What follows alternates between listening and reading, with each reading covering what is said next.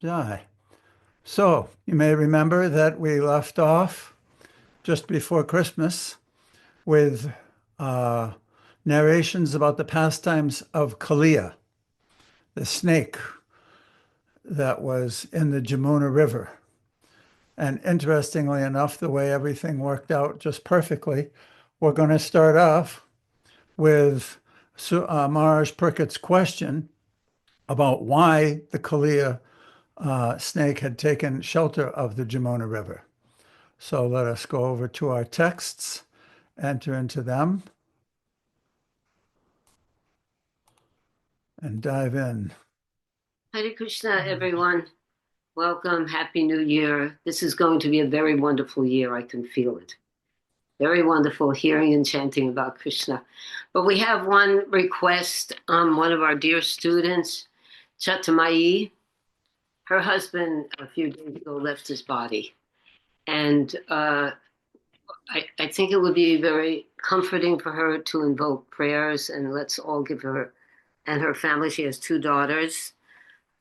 Let's all chant Hare Krishna for the benefit of Bhakta Rick, Chatamayi, and her daughters. Hare Krishna, Hare Krishna, Krishna Krishna Krishna, Hare Hare Hare, Hare, Hare Hare Rama, Rama, Hare Hare Rama, Rama, Rama Rama Rama, Rama. Hare Hare. Uh, I asked Mukhya to make this announcement as well in the temple, and it people have been studying the Bhagavatam, reading with us, and taking shelter of the holy name, taking shelter of the Vedic scriptures. These are not ordinary people, and nor are their families. So, though we can feel separation, we also know that our paths are bright, our futures are bright, and it behooves us to take this knowledge and this philosophy into our hearts and pray for the welfare of others. Thank you. Hare Krishna. on that regard, another note also, most of us here know Faye, know that she was going to have surgery, and she did have surgery. It was successful. She's been home recuperating, but she did have a speech therapy session this morning, so she's going to be joining us perhaps a little later. But Hare Krishna. So let us go into the text.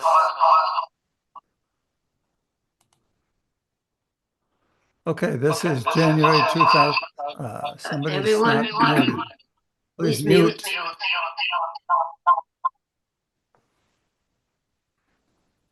Thank you.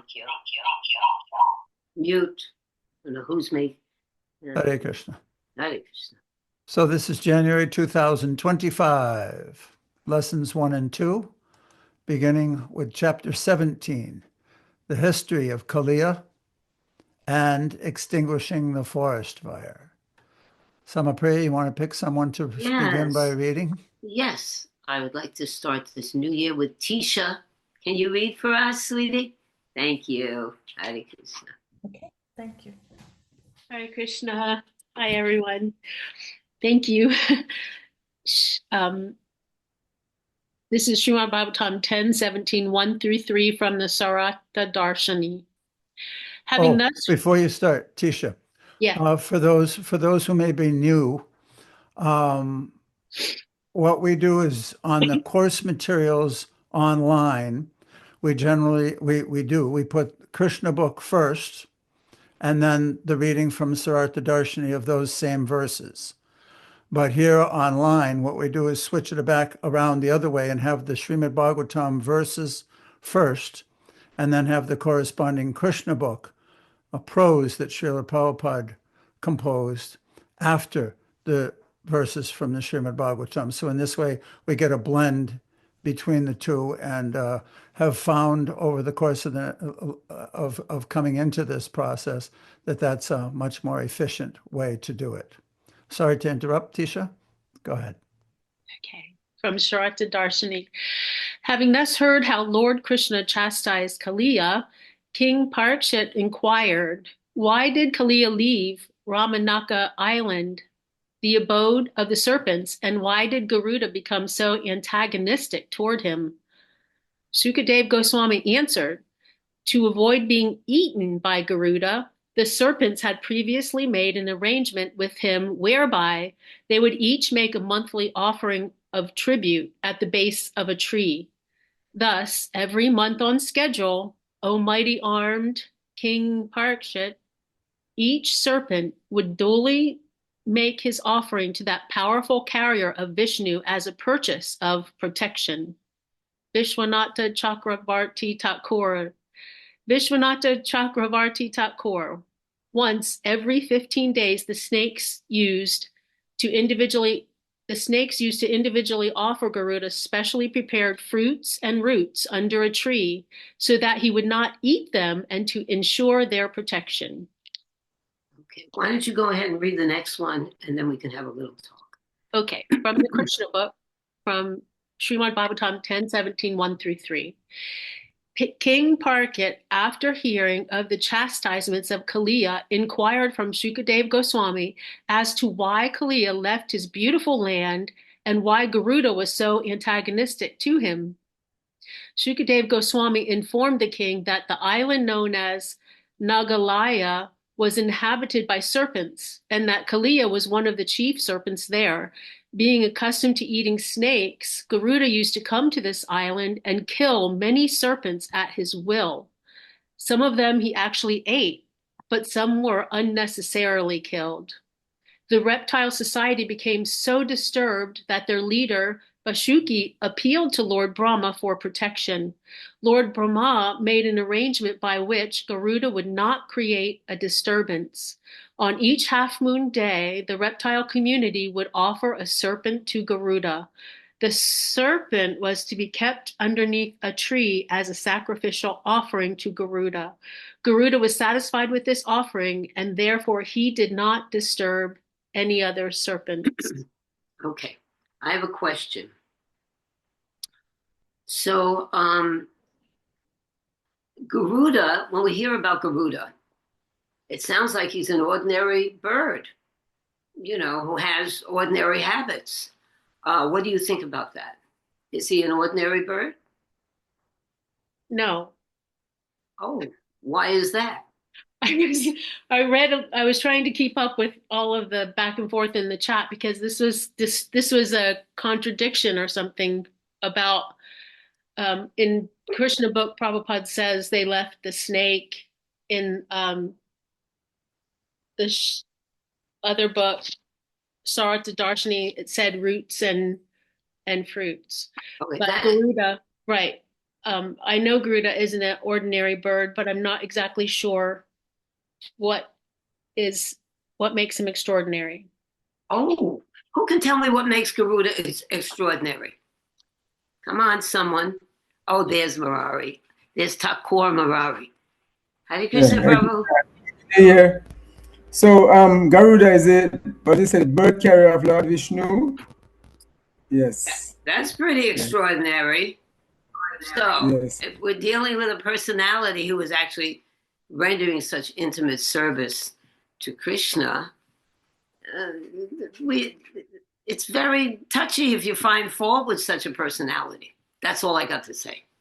But is it just that, that's his service, right? Like, how did he get that service, or what makes him the Garuda that has that service? What is it? Just his service that makes him extraordinary?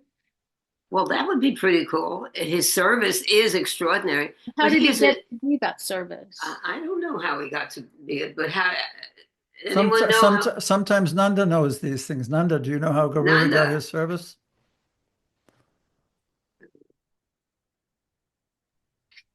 Sorry, I don't know how he got the service, but he must have been very fortunate. Oh, Vega, welcome, my darling. Thank you. I'm sorry I'm late, but I didn't get the email, but I got in somehow. But one thing I thought about Garuda is in the Bhagavad Gita, one purport, Prabhupada tells about the sparrow that tried to dry up the ocean. Yeah, that's nice. And everybody was laughing at her pit because the ocean had taken her eggs. And so she started taking a drop of water and moving it from the ocean onto the shore. And maybe Garuda or somebody asked, "What are you doing?" "I'm going to dry up the ocean." everyone was laughing at her. But when Garuda heard about his sister bird that was taking on this task, he told the ocean, if you better give her eggs back or you have to deal with me. Right. So then the ocean gave the eggs back. So I think that just kind of puts Garuda in perspective in relation to ordinary birds. Right. Right. He is the carrier of Lord Vishnu. Right. This is not an ordinary position. This is, and when did he? Eternally ago. How's that for an answer? That's what I was thinking too. Eternally ago. He always is. Right. Manvatara. Sorry for the delay. There is a pastime where Garuda is the king of the birds. And there is a pastime where initially he was slated to be the king of Indra, or the king of heaven. And as usual, there are some mishaps, and he Lord Vishnu benedicted him that he would be his carrier. So he's authorized. He's not some regular devotee, wanting to do this service. He is bona fide, authorized by Lord Krishna to be his carrier. And as such, bargaining to become his carrier, Garuda wanted to be above Krishna, but so Krishna put him on a podium so that he will always be above Krishna. He had all these requirements just to keep Indra in his place as the king of heaven. But it is a long pastime, and I don't remember all the details, so I don't wish to just go any further. Good. We don't want to speculate. What where is that written? Do you know? I've heard it too, but where is that? I read it some time ago, and I believe it was the Mahabharata, the big Mahabharata, not the. Okay. Well, we'll do some research to see where and when. But in any case, Garuda is a very special personality. So the same laws that govern him, govern us, are not necessarily applicable to the intimate servant of Lord Vishnu. Okay? Is that all right? All right. So let's go on with that. Let's go on. And how about Madhurya? Would you like to read Madhurya Leela? Sure. I just posted a link about Garuda to everybody. Okay. The origin. Okay. Srimad Bhagavatam 10:17, 3-7. And Sharata Darshini. Although all the other serpents were dutifully making offerings to Garuda, one serpent, the arrogant Kaliya, son of Kadru, would eat all these offerings before Garuda could claim them. Thus, Kaliya directly defied the carrier of Lord Vishnu. O King, the greatly powerful Garuda, who is very dear to the Supreme Lord, became angry when he heard of this. Desiring to kill Kaliya, he rushed towards the serpent with tremendous speed. As Garuda swiftly fell upon him, Kaliya, who had the weapon of poison, raised his numerous heads to counterattack. Showing his ferocious tongues and expanding his horrible eyes, Kaliya then bit Garuda with the weapons of his fangs. The angry son of Taraksha moved with overwhelming speed in repelling Kaliya's attack. That terrible, powerful carrier of Lord Madhusudan struck the son of Kadru with his left wing, which shone like gold. Vishwanath Chakravarti Thakur. From a great distance, Kaliya could spit venom at his enemy, and at short range he could bite with his terrible fangs. Kaliya had a ferocious tongue, loud hissing, and terrible eyes. Garuda, the angry son of Kashyapa and the carrier of Madhusudan, moved quickly to keep Kaliya from biting him. Okay, so what does this indicate, Madhurya? Well, he's a great devotee, a personal carrier of Garuda, is of Lord Vishnu. So he has a very elevated position. So So Kali should not have disobeyed him or gone against him. Right. So he's going to get his reaction. Yes. And so will everyone or anyone who ever goes against such an exalted devotee of the Lord. Nanda, thank you, Madhuryaji. Nanda, would you like to say something? I had to look it up in the Gita to find out which verse it was. So it's in the 10th chapter, the 10th chapter, Bhagavad Gita, text number 30. Krishna says, among the Daitya demons, I am the devoted Prahlad. Among subduers, I am time. Among beasts, I am the lion. And among birds, I am Garuda. Okay. Hare Okay. Krishna. Go on. Very excellent. Thank you. No argument. So whatever Garuda does is fine. Okay. Okay. All right. Do you have something else to say, Nanda? No, you're good. All right. Let's go on reading. If anyone doesn't have anything else to say, particularly about this, we're going to go on to the next verse. Swarga, would you like to read? And welcome. Okay. Are you muted? Can you unmute yourself? You're unmuted. I hear you unmuted, Swarga. Okay, I am unmuted. Good. I'm not going to.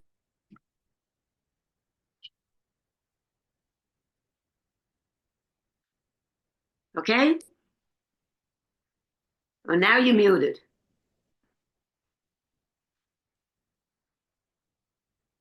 Swargaji, are you there? I'm here in the same room and I'm trying to figure out how to get that verse up. It was visible and now it's not. So somebody else can read till we Yes, figure have it someone out. else read. Okay, we'll come back to you then. Bhadra.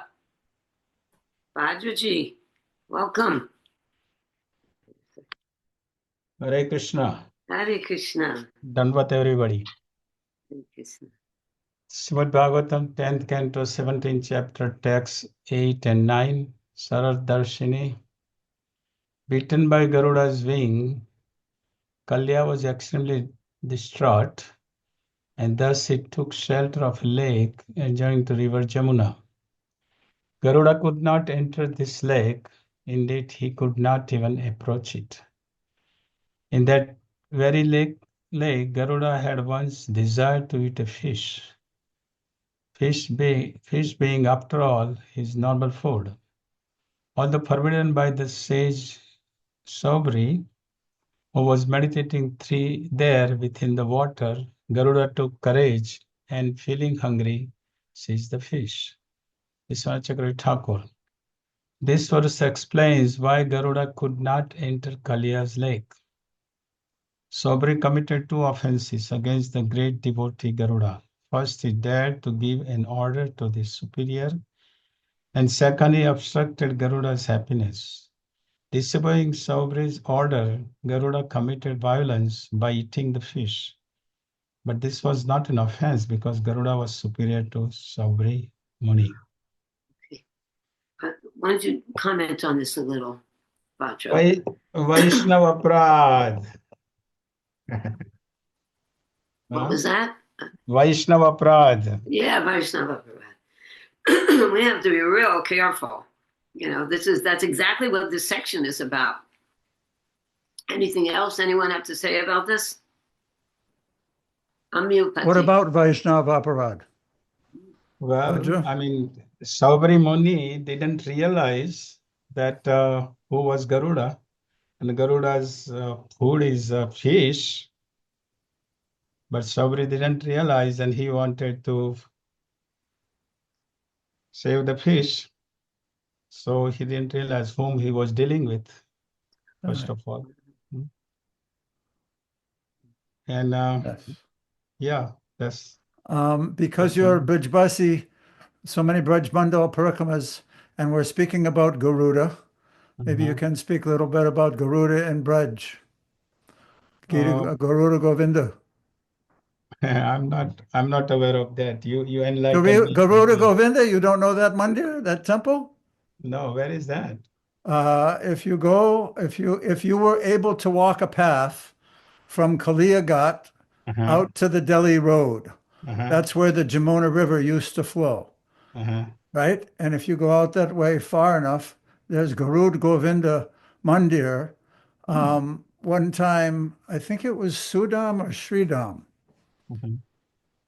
was playing. He was one of the cowherd boys, and Krishna climbed on his shoulders, and all of a sudden he took the form of Vishnu, and his cowherd boyfriend took form of Garuda. I'll find the pastime and send it to you. See how many things I don't know still. Okay, yeah, it's unlimited. Unlimited. So what You should about the read. fish? You should read Also? Vrindavan Dham Ki Jai again. There we go. That's All right. so. What about the fish? Don't you think it would be great good fortune for a fish to be eaten by Garuda? Well, That I seems mean, like a direct way up. well, it's a food. Garuda's Jiva se Jiva Jivanam, isn't it?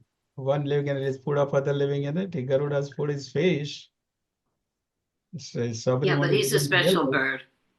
It would be nice. I mean, Sabari Muvati. This is a very interesting pastime about Vaishnava Parad and who is to be worshipped and how to respect your superior. Thank you, Bhadraji. It's nice to see you back here again. Thank you. Okay, Thakur Murariji, what would you like to say? Okay, I think there is a part in India where Sabara Muni, he cursed Garuda that if he came by he would die. Some but he did. I think he did put a curse on Garuda, Sabara Muni. I think the person, yes, that was part of his, yeah. Yeah. He did say, yes, henceforth, if you ever come back, then, something may happen to you. So, and that wasn't part of his offense too. He put that curse on Garuda, but of course it didn't affect him. And also, I'm saying that he also had so much potency that he would be able to meditate on the water, but then, he wasn't that submissive in the sense that he, of course, a devotee of the Lord. But he did put a curse on Garuda. So, and of course, we know that what happened to him, he fell down and he had to marry a lot of sisters. Became a householder. Finally, luckily, he left it after a while, but, he had to pay for his offense. Yes. That's stubborn, yes. I think we are. And before I go, welcome back to those persons we have seen, Badja and then also Vigabati Mataji and Saga. I met them at Gitanagari so many years back. Oh, really? right. Nice, Haribol. We are Small one day. world. Good. Yes. Wonderful. Hey, she's saying hello to you. How wonderful. Yeah. Hello, yes. Oh, that's I'm enormous. right, Thakur. I think you're in Jamaica, aren't you? Where are you? Yes, I am. Yes. I'm in Jamaica. Ah, But like every 2 years, that's why I visit Gitanagari. So I see. Wonderful. that's a nice devotees. Yes. We're all going to come see you in Jamaica. Yeah, okay. I might be popping at Alachua. If I come to Florida this year, I might start there for a day or two. You must. That's So, wonderful. I'll go there. Yeah. Very good. Okay. Excellent. All right. So we can't offend the great Vaishnav. That's what we're seeing here. Okay. So now, Swarga and Vega, are you set up for reading? 17, 10, 11? Yes. Okay. And are you unmuted on your device, or is it my one that she's hearing? She's fine. I I can hear heard her. her. Yeah. Don't change anything now. It seems to be working. Oh, wait a minute. Okay. Yeah. We'll get to you after Mama Tara. You want to continue reading, Swargaji? Okay. So you want me to, seeing how the unfortunate fish in that lake had become most unhappy at the death of their leader, Sabari uttered the following curse under the impression that he was mercifully acting for the benefit of the lake's residents. If Garuda ever again enters this lake and eats the fish here, he will immediately lose his life. What I am saying is the truth. Can you move this over a little bit? I can't see it. Do you want to read Vishwanath Chakravarti Thakur? Well, hold on, Wh- because I'm missing some of the on the screen here. Maybe you can read it from over here. Yeah, there you go. Yeah, sit with each other. So this verse 10 describes the third offense of Garuda, to Garuda. Though showing compassion toward the fish, Sobari displayed anger towards Garuda. Sobari's attempt to help the fish had the opposite effect, because Kalia moved there and thus spelled doom for all the lake's residents.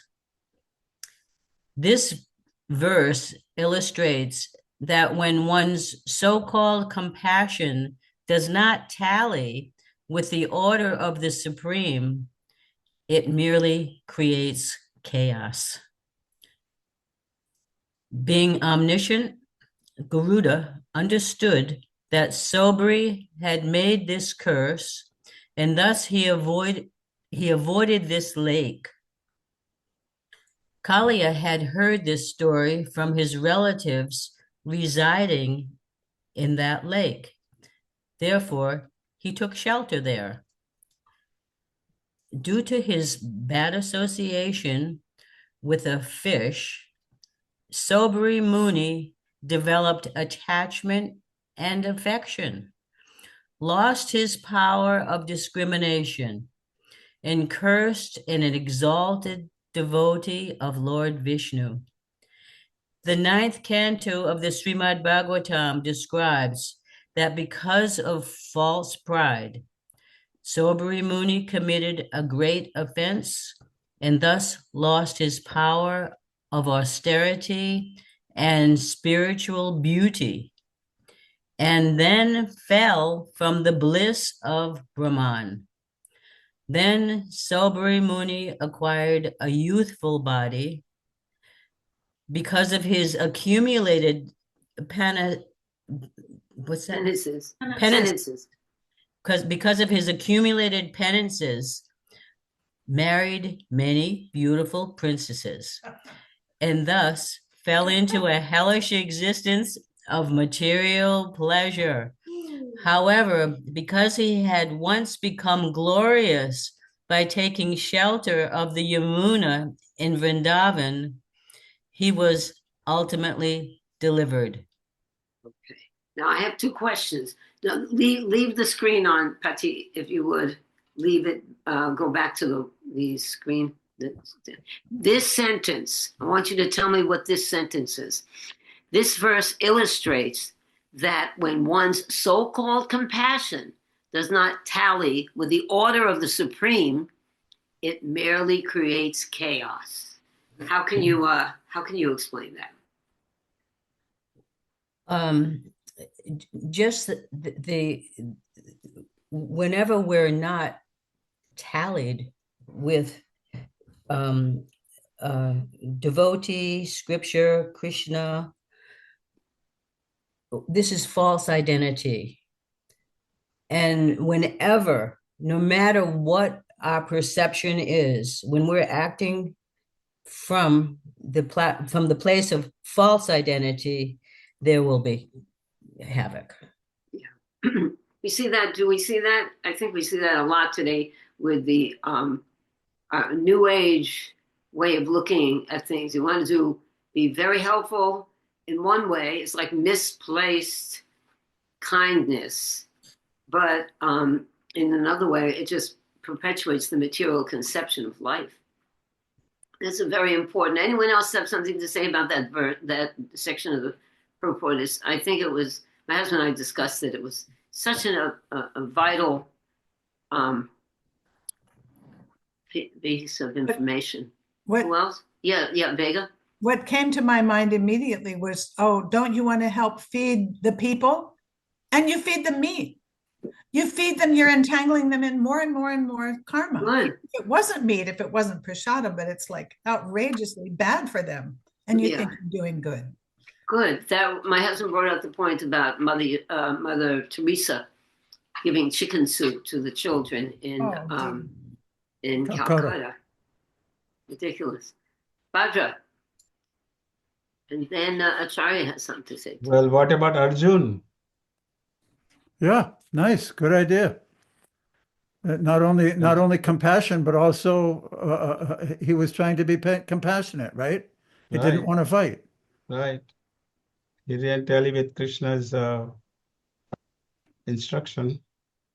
Krishna's plan. Krishna's plan. Good. So would he have been glorified if he would have just gone to the forest, Bhadra? No, he was a Kshatriya, so he meant to fight, but he was compassionate. He didn't want to fight because he was compassionate to Bhishma and Dronacharya and all his cousins. Yeah. And Difficult. that's why Krishna says, Sachevan social pragya was about to say. You are speaking a learned words, but you are not, you are showing compassion in wrong direction, Good. right? Yeah. Acharya? Acharya? Hare Krishna, just a quote from Srila Prabhupada. One time he said, "How will you do good to others if you don't know what is good?" Excellent. Great quote. Yes. That kind of goes into the next one. I wanted to talk about this in the same purport just before it. Didn't really realize it, but as Swarga was reading it, Sabari's attempt to help the fish had the opposite effect, because Kaliya moved there and thus spelled doom for all the lake's residents. So we also see the modern scientists, oftentimes they'll try to adjust something. Like, I can't remember exactly which one it was, but oftentimes they'll try to kill or diminish the population of a particular species that's invading somewhere. And when they kill that species or make it less, it's part of the whole ecological balance, and something else happens. And that becomes very powerful. And then they have to deal with that, and it's ongoing and ongoing. One here in Florida that's famous is they built a road near the Okeechobee Lake, which dumps water from the middle of Florida out into the Atlantic and into the Gulf of Mexico, and thus keeps the balance of the water table proper. But this road stopped the proper flow of the water and causes all kinds of havoc and flooding in places. And then they decided to fix that, so they filled it in with sand and built a bunch of homes there.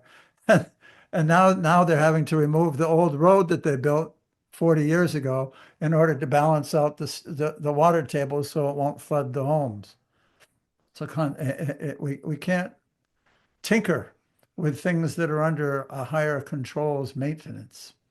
Otherwise, we cause havoc.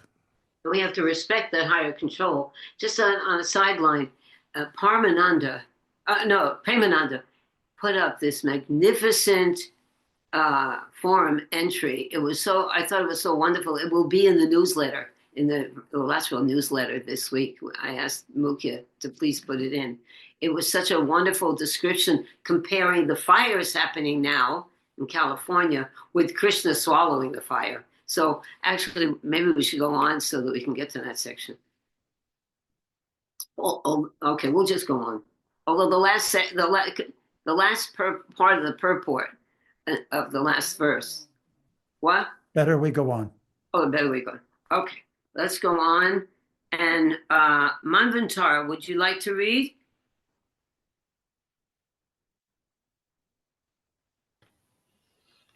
Krishna book corresponds with Srimad Bhagavatam, Canto 10, Chapter 17, text 4 through 10.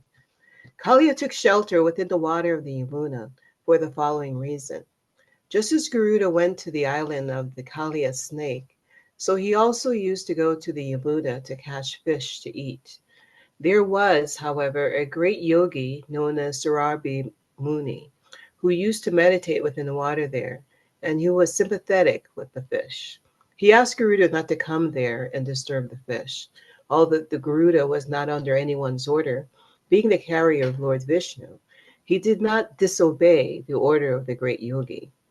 Instead of staying and eating many fish, he carried off one big fish, who was their leader.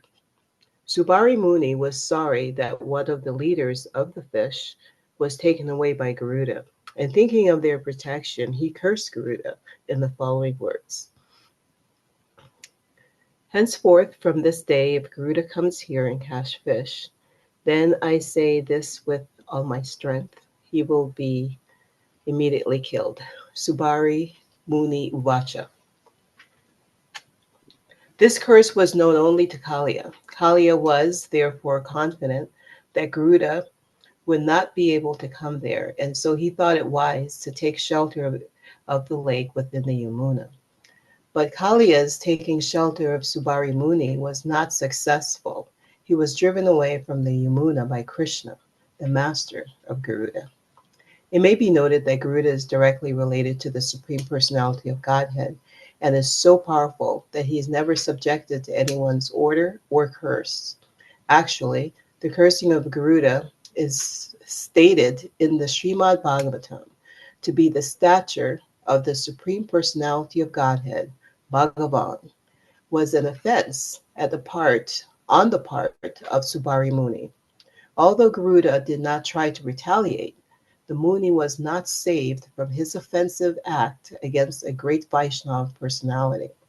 Due to this offense, Subari fell down from his yogic position and afterwards became a householder, a sense enjoyer in the material world. The fall down of Subari Muni, who was supposed to be absorbed in spiritual bliss by meditation, is an instruction to the offender of Vaishnavas. Okay, don't change the page, Pati. This, Manvantara. Yes. Say something about this, sweetie, because this is, Prabhupada is so perfect. This is the essence of the whole pastime. Yeah. This is it. So what do you got to say? So he lost his power of, it says his power of austerity and spiritual beauty for having made such an offense. Offense in terms of, he was thinking of his pretty much his self-interest or the interest of the fish, thinking he's some authority to do that. And it's usual, or it's typical rather, to get puffed up like that when you have that much power, or think you have so much power by penance, derived from penance. But may I ask a question for clarification? Sure.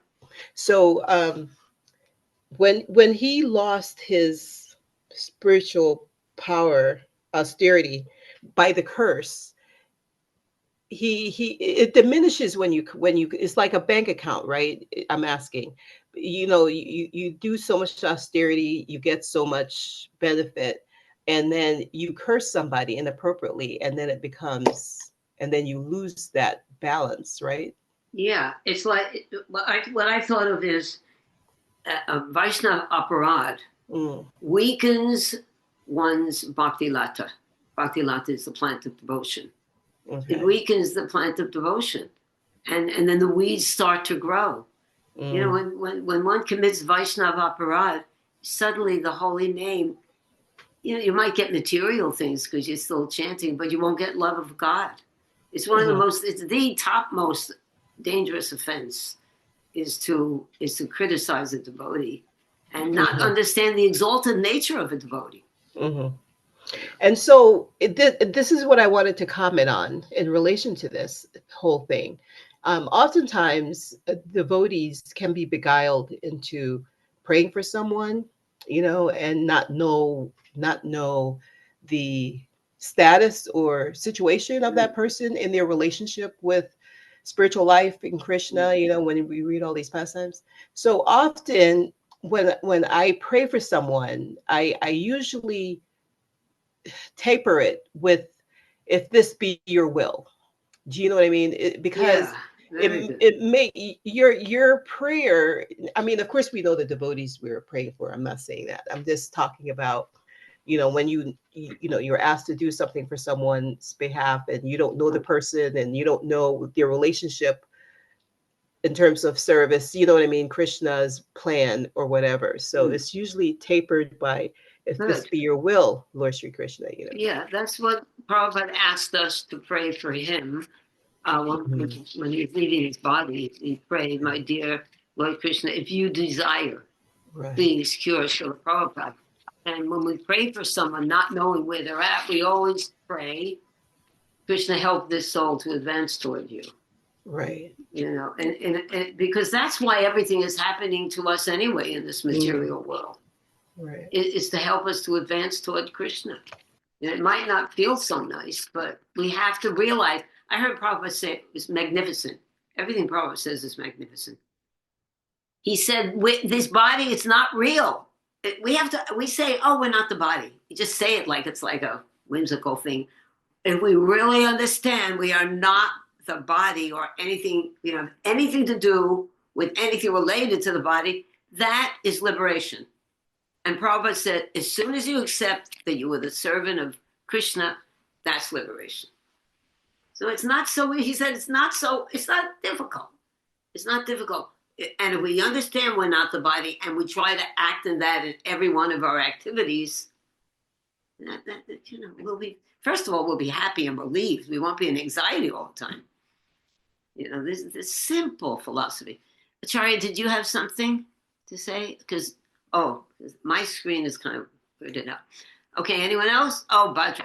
Okay, Bhadra. Then we have to go on but we haven't seen each other, so we have to talk like that. We can see that Garuda did not take an offense, but the Krishna takes care of take care of his devotee, and Krishna gives the punishment to the person who is offending. Yes, true. The devotee doesn't take it. The devotee is humble. And he said, all right, you know, he doesn't care. Right, very good point. All right, let's go on. One more little point before we go. I think you wanted to point this out before, but then we moved on, but we'll bring it back. This point is how a pure devotee sees material enjoyment. Where was it? Next Is it this one? Oh, dear. No, we're way back up here. it's fine. There it Youthful is. body. Yeah. Yeah, Sabari Muni acquired a youthful body because of his accumulated penances, married many beautiful princesses, which everybody would aspire for, and thus fell into a hellish condition of material pleasure. Hey, all right. When we hear from pure devotees, it makes things clear. It's not at all enjoyment. Yeah, right. Okay, well, that's hard to understand, right?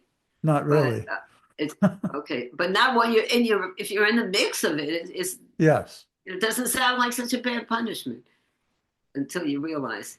Okay, Murari? So quickly, speak slow, sweetie. Wait a second. Speak slow. Yeah, I'm sorry. I'm a fast talker, so it's something I have to live with. You know. So he went into also the life, wanted to marry a princess, but the thing is that he had to marry all the princesses. So he got more than he wanted, you know, so he went to also, so he had a lot of wives and a lot of children. But fortunately for him, he realized that, you know, this thing is not working for me. So yeah. Right. It wasn't just one princess. It was 50. Yeah, he had to marry all of the sisters, yes. Yeah. So many wives and many children. Yeah. I don't like to admit it, but I don't know if my husband would like 50 more of me. Okay. Thank you, Murari, for bringing that up. All right, let's go on now. Nandaji, will you grace us, please, and let us hear you speak. Hare Krishna. Shrata Darshini, 10th canto, 17th chapter, verses 13 and 14. Resuming his description of Krishna's chastisement of Kaliya, Sukadeva Goswami continued, Krishna rose up out of the lake wearing divine garlands, fragrances, and garments, covered with many fine jewels and decorated with gold. When the cowherds saw him, they all stood up immediately, just like an unconscious person's senses coming back to life. Filled with great joy, they affectionately embraced him. Srila Vishwanath Chakravarti Thakur's comments. This verse indicates that Krishna came out of the lake in a special way. Krishna was kicking his feet in the water and, unseen by others, placing his feet upon the heads of other serpents in the water that had been ordered to serve Krishna by Kaliya. If this were not so, Krishna's whole body would have again become wet. The description of Krishna's wearing divine flower garlands and fresh cloth would not be appropriate. The boys regained their sense perception just like a dying man regaining his vital force. Their minds were filled with bliss. Gopa here refers to Krishna's cowherd boyfriends, not the cowherd men. Because of natural unsteadiness, the boys would have embraced Krishna before the elders. Okay, so go on, Nanda. When Krishna finally came out of Kaliya's lake, he was seen by all his friends and relatives on the bank of the Jamuna. He appeared before them nicely decorated, smeared all over with chandan pulp, bedecked with valuable jewels and stones, and almost completely covered in gold, with gold. The inhabitants of Vrindavan, cowherd boys and men, Mother Yasoda, Maharaj Nanda, and all the cows and calves saw Krishna coming from the Jamuna, and it was as though they had recovered their very life. When a person regains his life, naturally he becomes absorbed in pleasure and joyfulness. They each in turn pressed Krishna to their chests, and thus they felt great relief. Mother Yasoda, Rohini, Maharaj Nanda, and the cowherd men became so happy that they embraced Krishna and thought they had achieved their ultimate goal of life. Balaram also embraced Krishna, but he was laughing because he had known what would happen to Krishna when everyone else was so overwhelmed with anxiety. All right, Nanda, tell us what you think of this. Well, it just shows the sweetness of Krishna's relationship with his devotees, and they're all reciprocating with him in their intimate way. So the cowherd boys, due to their unsteadiness, they're so anxious and happy to see Krishna come back that they didn't follow the proper etiquette of letting the elders greet Krishna first. No, they just ran and grabbed him. And just that embrace, they felt their lives were perfect, which they were perfect, but they were already perfect anyway before that too, but still. And so everyone had their relationship, and Krishna simultaneously, that's his unlimited, some of his unlimited potency, that he can reciprocate with everyone. He reciprocated with the snakes that Kaliya ordered to come there. He reciprocated by kicking them on the head, and then they were happily marked with Krishna's footprint. Then he reciprocated with Mother Yasoda in a certain way, and this one, he reciprocates with everybody simultaneously. That's the interesting part. It's simultaneous too. Good. And how does he want us to try to be someone else, or just be in our eternal reciprocating rasa with him? He's waiting for you and me, Sama, to surrender to him fully. Every one of us has an individual attraction to Krishna that's slightly different, or emphasizes a slight aspect of Krishna. And each one of us has a unique relationship to offer to Krishna that he's hankering for. Amazing. And I just wanted to add too, we read this, I believe, our last time, but who knows, it was so long ago, that when, it said how Krishna came up and he was covered with valuable jewels and ornaments. Does anybody remember one of the particular named jewels that he was decorated with? If anyone remembers. Kate, you remember? Kate, does Kate remember? Oh, it looks like Faye remembers. Kate wrote about it, so I'm just wondering if she remembers. Okay. Oh, I wrote about it? Oh, no. I don't remember. Okay. A good thing the Hare Krishna mantra has only 3 words. Yes. Faye. Okay, Faye. Shubha. Yes, very good. Thank you. That was good. Good for you. Nice to see you. Now, another question is, why was he so covered in gold and jewelry and sandalwood pulp? He's coming out of a lake after fighting with a snake. How did he get so filled with jewels? She wants to answer again. Can you, Faye? All of Kaliya's wives offered up their jewelry and they decorated him with sandalwood pulp. They were being very, very respectful. Ah, yes. Wonderful. He was worshipped Thank by you. the wives of Kalia. And, Wonderful. and how did he get the Kastuba jewel from them? Is that it fell in the water. When he jumped in the water, it fell right into their treasure chest. So they just thought it was their jewel and they were giving it to him, but it was actually his that he had already anyway. Amazing. He just does everything so amazingly. Yeah, so sweet. Thank you. All right, let's go on now with Thakur Murari. Would you like to read something? Okay, Sarata Darshini, Srimad Bhagavatam 10, 17, 17 to 19. All the respective Brahmanas, together with their wives, came forward to greet Nanda Maharaj. They said to him, "Your son was in the grips of Kalia, but by the grace of providence, he is now free." Brahmanas then advised Nanda Maharaj, "To assure that your son Krishna will always be free from danger, you should give charity to the Brahmanas." With a satisfied mind, O king, Nanda Maharaj then very gladly gave them gifts of cows and gold. The greatly fortunate mother Yashoda, having lost her son and then regained him, placed him on her lap. That chaste lady cried constant torrents of tears as she repeatedly embraced him.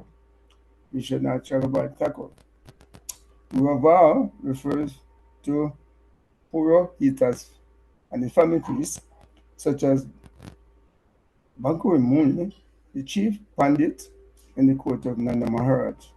After getting back her son, who was almost lost, Mother Yashoda sat Krishna on her lap and tightly embraced him. Yashoda could not do this before because there were many people around. Hare Krishna. Hare Krishna. So what do you have to say about this, Thakur? So, in the big literature, I would say culture rather, there is the old giving of gifts. So you're saying the Brahman say, "Yeah, Nanda, your son, has come out to life." So it's part of the culture. There's also so they give gifts of gold and gold.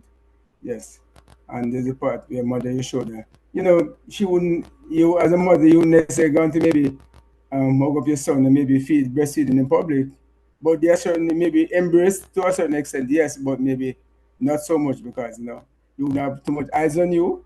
So yeah, I was saying that you're saying about that part in the last part where you said she did some sort of embracing and some sort of interaction there where she wouldn't do it previously because it would be too public. Did you hear me? You have to get your computer fixed. Yes, I could hear him. Is it maybe my ears? I have to get my ears fixed. It's just a little clicky. I don't know if your connections are exactly proper. Yeah, I did check that. But that's true. Also, it's interesting that you mentioned about the Brahmins suggesting that Nanda Maharaj give them gifts. I thought that was kind of funny. It reminded me of Madhumangala, who's always in a humorous state. You could see these nice Brahmins say, "Hey, yes, it's a good opportunity to give us gifts." It was very, very sweet and very funny also, because we're not from that culture. But that is such a wonderful. Is the order any better now? Is the order any different now? It is. It's a little bit better. Yeah. Okay. Aside from the echo, there's an echo. I'll send you some details how to correct that. Good. Okay. All right. Anything else, Murari? I was just thinking, why was it necessary for the Brahmanas to say you should give? I was thinking, maybe it's a part of the Leela. Usually, you would leave it to the person to maybe do the offering rather than say, you should give. But I think maybe it's a part of the culture that they would maybe in an advisory position say, okay, now that your son has come back, me need to give. So possibly it could be a part of the culture or the Leela that they suggested that advise him to give gifts. According to the Indian culture, you're right. No one else would find it odd, but we in the West, it might be we might say it's presumptuous. I But, think according to Vedic culture, it is very much, because like you're saying in Gopalachampu, you're reading that now. It's very, very, very much part of their culture. to give Just gifts like on to- every occasion. Yes, yes. It's wonderful. It's It- selfless. it's to invoke auspiciousness. Yeah, beautiful. Oh, Vajra? Nanda Maharaj is Vaishya, Wow. and these Brahmins are the higher, higher in the. Right. Caste. So Vaishya is supposed to be expected, as a Grihastha is supposed to expected to give to the Brahmanas. So Brahman has a right to ask Vaishyas also. And also the Brahmins are the advisors for Yeah. society. They're the advisors. So and their instruction would not be based on selfishness. It would be based on knowledge. So that's there. Thank you. All right, let's move on. And Vega will read for us. Vega is my dear friend and Swarga, and I'm so glad that they're both here. So Vega, why don't you start here and read for us the Krishna book? Okay. And you're our dear friend too. Thank you. Krishna book, Srimad Bhagavatam, 10th canto, chapter 17 through 20. All the trees on the bank of the Jamuna, all the cows, bulls, and calves were full of pleasure because of Krishna's appearance there. The Brahmana inhabitants of Vrindavan, along with their wives, immediately came to congratulate Krishna and his family members. Brahmanas are considered to be the spiritual masters of society. They offered their blessings to Krishna and the family on account of Krishna's release. They also asked Maharaj Nanda to give them some charity on that occasion. Being so pleased by Krishna's return, Maharaj Nanda began to give many cows and much gold in charity to the Brahmanas. While Nanda Maharaj was thus engaged, Mother Yashoda simply embraced Krishna and made him sit on her lap while she shed tears continually. Oh, that's so wonderful. So what can you tell us here? Yeah, I mean, I had the same feeling you did. The Brahmanas said, you should give some charity to the Brahmanas. It just cracked me up. And it is, I liked how you mentioned Madhu Mangal, because he always suggested what type of charity, not gold, but ladus. Yes, yes. He's liking ladus too much. Yeah. One of the features I really loved about this description, more so than I ever have before when I read it, was because we're focusing on the love of the residents of Vrindavan and their intimate association with Krishna, although he is the Supreme Personality of Godhead. The previous descriptions of how when they came, they saw him captured by Kaliya and stuck in his coils, and they all fainted and they were in such anxiety. And then he pummeled Kaliya, and now he's coming out after having been worshipped, and just having him back again. It's wonderful to see all the different residents. Even mentioned even the trees and the grass become excited by Krishna's presence, because he is the Supreme Personality of God. It's such a wonderful person. So just wanted to mention that, because it is very inherent in the story, but not easily picked up because of the excitement of all the activities. And the residents were so worried, but here comes Krishna all decked out with gold and garlands, and they're just seeing how wonderful Krishna is here, and he's safe and he's alive. But some people must have said, that's very unusual. Here he is in the coils. We think he's dying, and he comes out, and he is like, whoa, where did you get that? It's so wonderful. Totally. Okay. All right, let's go on. And Acharya, would you like to read? Yes, thank you.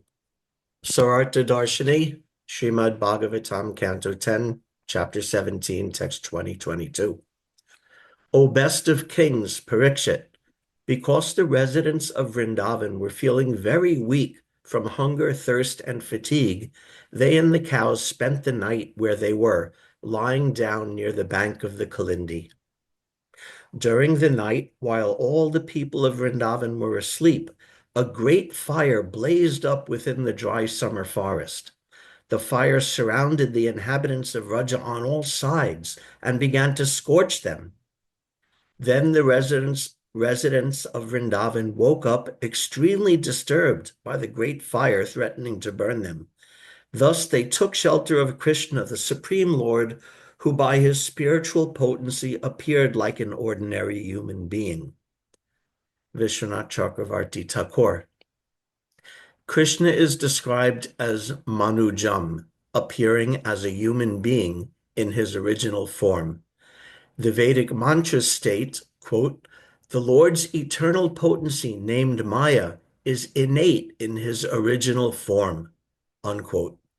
Thus, within the eternal spiritual body of Sri Krishna, there is infinite potency which effortlessly manipulates all existence according to the omniscient desire of the Lord.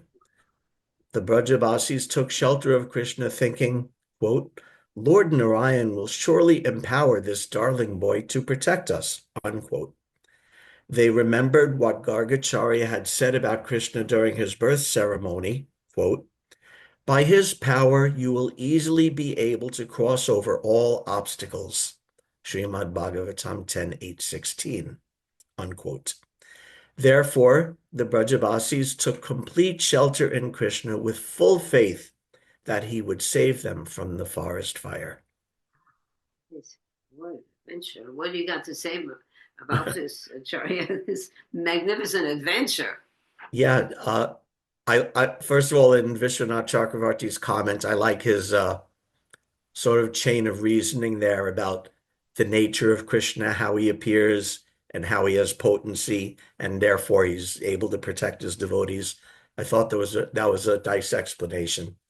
And one thing else that I always liked about this pastime is that Nandaraj and Yashoda and all the Brijavasis are out there, and they said, "Oh, let's not go home. Let's just sleep in the forest tonight," which I just thought is like really sort of cool and natural and a nice way to live. At this stage in Krishna's age at this time, I'm not 100% certain if the Brijavasis had settled in Nandagan by that time, or if they were still sort of No, I think they were still in Chatikar. Still in Chatikar area. They were still at Chatikar at that time. So yes, because we just read only a chapter or two before about going from the into the Pagonda age, 6 years old. Yeah. And nothing about Nandagram. I think that was more like 8 or 9 years Okay, old. so they're already living like almost like a semi-nomadic kind of life. So they're just like, oh, let's, instead of going home, let's just spend the night in the forest. I always enjoyed that. There's one sentence in this purport that just blew me away. This one. It's so, it says, what is it? Essential truth spoken concisely is true eloquence. Thus, within the eternal spiritual body of Sri Krishna, there is infinite potency, which effortlessly manipulates all existence according to the omniscient desire of the Lord. Whoa! How can What's you that, trap? How can you? It's like everything in one sentence. Yeah, I'm thinking of what's the I can't remember it now. Swabhaviki Jnana Bala. Yes, yes. That verse that everything is being Parasya Shaktir Vividai Vishriyate. Is that how it starts? Swabhaviki Jnana Bala. Right, that everything is being carried out by his Jnana Bala Kriya and all according to his desires. It's a little bit of a harbinger too, because coming up in the future, it will explain more how the different energies in his different internal energies are manipulated and flow, the currents of them, the details of his heart, and how he expresses himself will come up in a couple of things. But that was like a setup for what's to come. Boy, we are blessed. We are so blessed. All right, let's go on. Kate, would you like to read, my darling? Kate?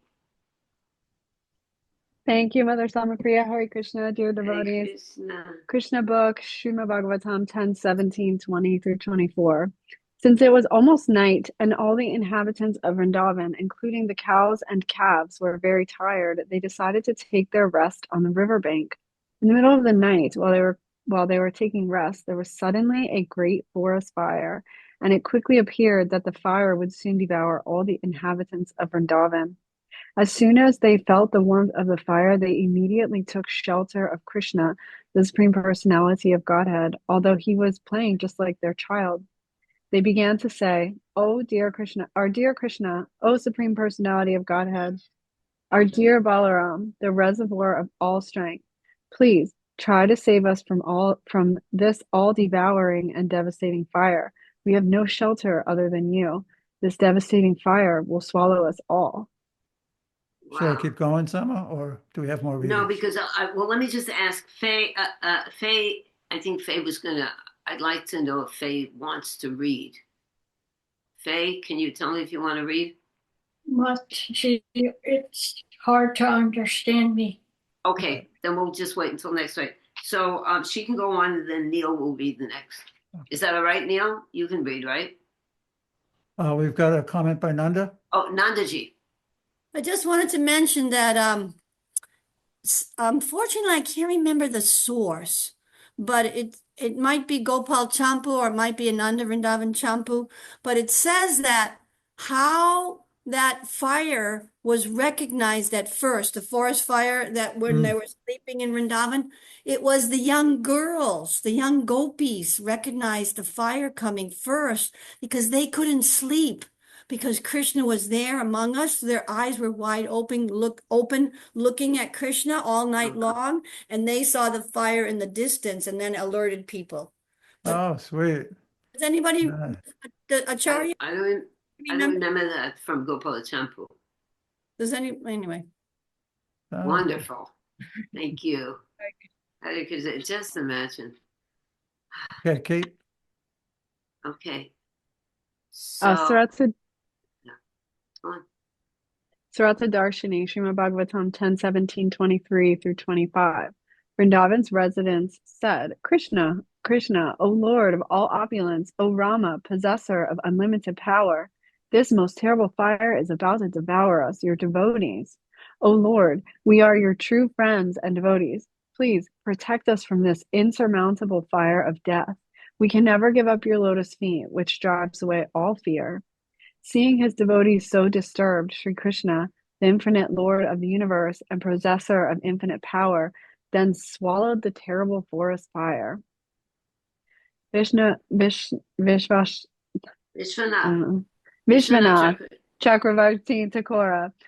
Kalagne here means the fire of death. The Vrajavasis prayed, O Lord, if we die in this fire, we will be separated from your lotus feet, and this is unbearable for us. Therefore, please save us just so we can keep serving you. In order to protect his family members, Krishna's prema for them began to search for a suitable power within Krishna to finish the forest fire. How can this very young, tender boy swallow such an intense fire? Thus, Krishna's Samharika Shakti, power of destruction, swallowed the fire. Therefore, the description of Krishna being the possessor of unlimited potencies, Shakti Drik, and thus swallowing the fire is only a figure of speech, since his Samarika Shakti actually did it. Oh, that's what you were talking about before, Patti. Yes. Okay. Kate, you want to say something before my husband gives that explanation? Yeah. No, I want to hear from Dhruva Maharaj. Okay, Patti, you speak and then you tell me what you heard. All right, go on. Well, what I really appreciated was this is what it means to hear from an acharya. In order to protect his family members, Krishna's prema for them began to search for a suitable power within Krishna to finish the forest fire. And just previously we read how within his body, all the different, what was it? This one. Within the eternal spiritual body of Sri Krishna, there is infinite potency, which effortlessly manipulates all existence according to the omniscient desire of the Lord. So here it's his prema that begins searching for a suitable power to finish the forest fire. I thought that was like, what a super beautiful blend in understanding the Supreme Personality of Godhead, who he is, how his heart works, how his energies respond to his heart, and how that exchange with all his residential friends, the Brijbasis, manifested. It's a beautiful description of this whole pastime from a very different point of view than I'd ever seen it before. Nanda? Well, to me, that makes it really more bewildering because Srila Vishwanath Chakravarti Thakur at the end of that explanation said this is just a figure of speech because, in my words, Krishna didn't really do it; his potency did it. But that's like a figure of speech because his potency is him himself. That's it, right? But Anyway. even though within himself, it is himself. He was searching within, or there's a potency that does the search. He pressed the button. It does the search to bring out that energy that is necessary to perform an activity in relation to different people. Obviously, prema is going to be the energy that's invoked in relating to the Brijbasis. Yeah. Also, there's another. You want to put it back to the words? Here we go. Kate, why don't you read this? The first paragraph there. Read this, Kate. Kalignahe here means the fire of death. The Vrajavasis prayed, "O Lord, if we die in this fire, we will be separated from your lotus feet, and this is unbearable for us. Therefore, please save us, just so we can keep serving you." They didn't want to die because they didn't want their service to Krishna to end. Of course, they never die; they're eternal. I mean, For those of you who didn't read it yet, Premananda's forum post that Samapriya mentioned at the beginning of the meeting, he did a beautiful job showing how the people in Los Angeles, now undergoing great difficulty due to the forest fires, their reactions compared to what Samapriya is bringing out and Vishwanath brought out there, they're taking shelter of the Supreme so they won't be separated from him in order to mitigate the difficulty from the fire. And what he did was positioned the two concepts in his writing to show how the Western mind works and how what we take shelter of to try and stop a fire, and what the Brijbasis did, and how that meant, how this Leela corresponded to it. I thought it was really beautiful. He did a wonderful job on it. And as I said, it will be printed in the newsletter from the last. It's also online. It's on the forums. Oh, it's online in the forums. Yes, everybody got it in their email. Okay. Let's just do the last verse. Neil, would you like to read the last little section here? Yes, I can see that. Yes. Hello, good morning, all. Hare Krishna. Hare Krishna. Hare Krishna. From the Krishna book, 10:17-25. Thus they prayed to Krishna, saying that they could not take any shelter other than from his lotus feet. Lord Krishna, being compassionate upon his own townspeople, immediately swallowed up the whole forest fire and saved them. This was not impossible for Krishna because he is unlimited. He has unlimited power to do anything he desires. Thank you. Thus ends the Bhaktivedanta purport of the 17th chapter of Krishna extinguishing the forest fire. That kind of summed it up, that little section there from Prabhupada. Do you have something to say about any of this, Neil? Well, it's Faye and I have been reading over this for the past week, which has been opening up more and more questions back and forth. So just the dialogue is pretty spectacular. I'm kind of just putting it all together and having a good time. It feels good. Good. Well, this one, you could, if this feels good, do it. But that's it. Okay. Thank you. By the way, Neil. Faye, want to take a moment just to say we're happy that your surgery went well, and I'm amazed at the way you were describing what was going to happen and the trepidation that was there, that just a few weeks later you're with us and able to speak, and it looks like you're doing well. Thank you. Really Certainly. good. Thank you. Amazing. Yeah, amazing. Krishna's amazing.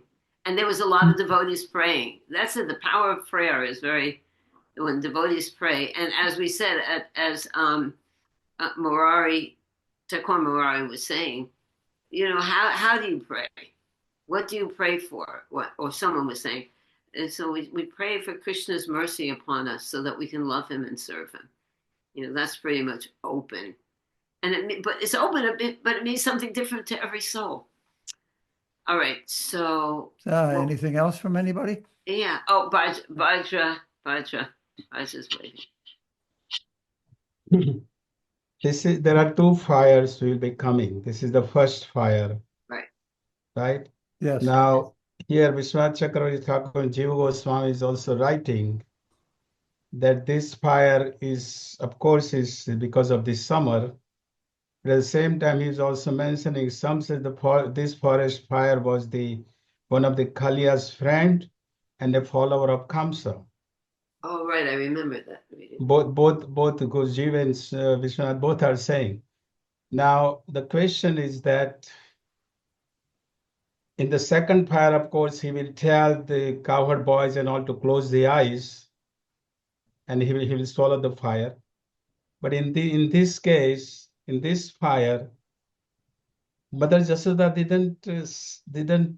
I'm surprised that he swallowed the fire, and Mother Jasoda is not afraid. That how is he swallowing the fire here, my little boy? You know, I hate to speculate, because I haven't heard anything about an answer to that. But it was dark. Well, it was a dark. fire. There's a fire. It's not that dark. Right, that's true. That's true. I mean, see, okay, on one side, her son is in the Jamuna. That's a good point. Coming out. Yeah. Another side she's keeping in her lap, and on another side, he's just following the fire. Okay, so Yoga Maya, Purnamasi. Yoga Maya is at work.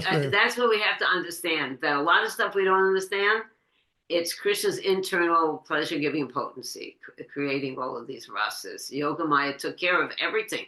We see that more and more in Krishna Leela. Everything's under control, and it's not dependent upon our understanding it. How do you like that?